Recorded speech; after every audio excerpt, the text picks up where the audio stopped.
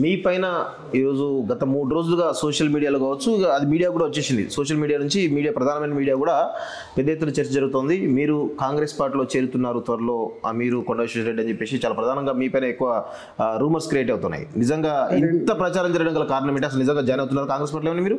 అసలు నేను ప్రతి వార్తకు స్పందించే మనిషిని కాదు. నేను ఎవరైనా సైకోగాడు పెట్టేదానికి కూడా నేను రిప్లై చేసేంత చిన్న మనిషి కూడా కాదు. నేను చాలాసార్లు చెప్పినా, మళ్ళీ ఒకసారి చెప్తున్నా మీ ద్వారా, నేను పార్టీని మారలే ఇప్పటిదాకా. నేను పార్టీని మారుతానంటే నాకు బాగా కోపం వస్తుంది.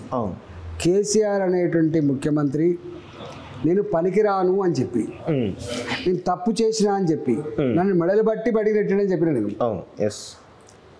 నన్ను బర్తరఫ్ చేసిన ఎవరు చెప్పుకోడు, అది ఇన్సల్ట్ అయిన వర్డ్ అది. కానీ నన్ను బర్తరఫ్ చేసిన చెప్తున్నాను నేను. చెప్తే అప్పుడు నన్ను ఆదుకున్న పార్టీ భారతీయ జనతా పార్టీ. ఆదుకున్న పార్టీ భారతీయ జనతా పార్టీ. నేను ఉన్నా ఇక్కడ. నేను మళ్ళీ మధ్యలో గిట్నే వస్తే నేనే బాధ్యత చెప్పిన. మాకు జరుగుతున్న ఈ ఇంటర్నల్గా మాకు జరుగుతున్న బాధల నుంచి వెళ్ళి బయట పడాలని చెప్పి భావించుకున్నాం ఒకసారి.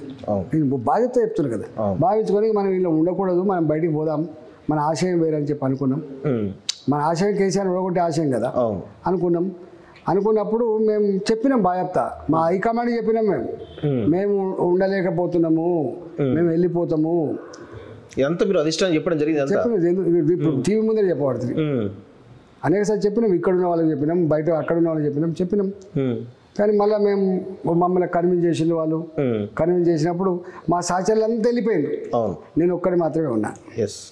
వాస్తవం, మా సహచరులు అంతా వెళ్ళిపోయింది. మేము చెప్పినాం కూడా, సరిగా ఇప్పుడున్న పరిస్థితులలో ఎవరు ఉండేటట్లేరు, మా మీద కూడా నమ్మకాలు పోయినాయి, ఎందుకు నేను ఒక్కరి ఉంటే మీకు ఏం ప్రయోజనం చెప్పి అడిగినా.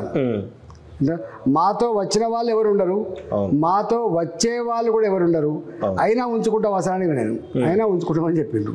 ఉన్నా నేను. దాని తర్వాత నేను చెప్పిన స్టేట్మెంట్ ఇచ్చిన, పార్టీలు మారడం అనేది బట్టలు మార్చుకున్నంత ఈజీ కాదని. ఇన్నిసార్లు క్లారిఫై అయింది కదా. మళ్ళీ ఇప్పుడు వచ్చి నువ్వు పోతున్నాడు కదా అని, లేకపోతే రాత్రి ఏం సమాధానం చెప్పాలి చెప్పండి.